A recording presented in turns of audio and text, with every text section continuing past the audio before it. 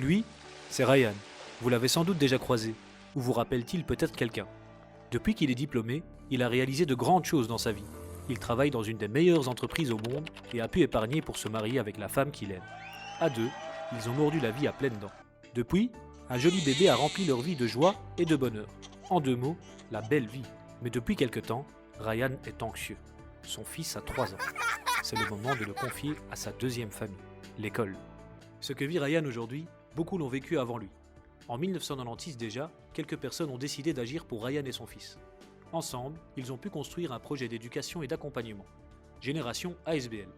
Il se voulait un tremplin pour une génération pleine d'énergie, soucieuse de sa société et attachée à ses racines et ses valeurs. Les efforts ont porté leurs fruits. De plus en plus de familles ont voulu participer à ce projet. À travers ce travail collectif, des dizaines de jeunes ont pu décrocher leur diplôme.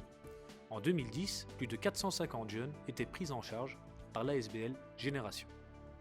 Malgré ces résultats réjouissants, le paysage de l'éducation et de l'enseignement se détériorait de jour en jour. Des comités impliquant des professionnels et des experts ont été lancés pour trouver une solution. Un espace permettant de mieux accueillir, encadrer, soutenir enfants et parents, où petits et grands construiraient ensemble la société de demain. L'objectif était d'investir 1 million d'euros. Autant dire, insurmontable. Pourtant, grâce aux efforts de chacun, le rêve commun s'est réalisé. Depuis lors, cet espace n'a cessé d'être une plateforme d'initiative toujours plus ambitieuse.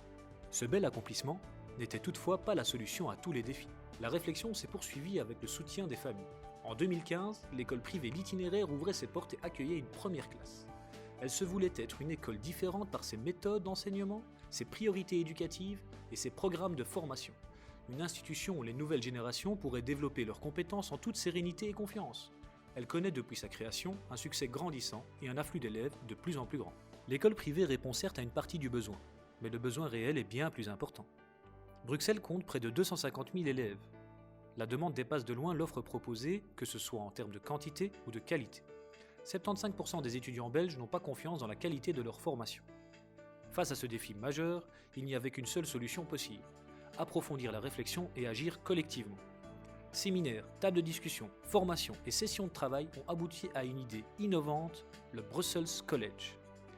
Un établissement scolaire d'un nouveau style, mettant l'accent sur les compétences tant techniques que comportementales, accordant une place importante à la mise en pratique des connaissances et à l'expérimentation, se voulant être une référence locale, régionale, nationale et un acteur du vivre ensemble, et préparant les étudiants aux filières les plus prometteuses. Comment donc réaliser ce rêve, celui de Ryan et de chacun d'entre nous? L'objectif cette fois-ci est de 5 millions. Insurmontable?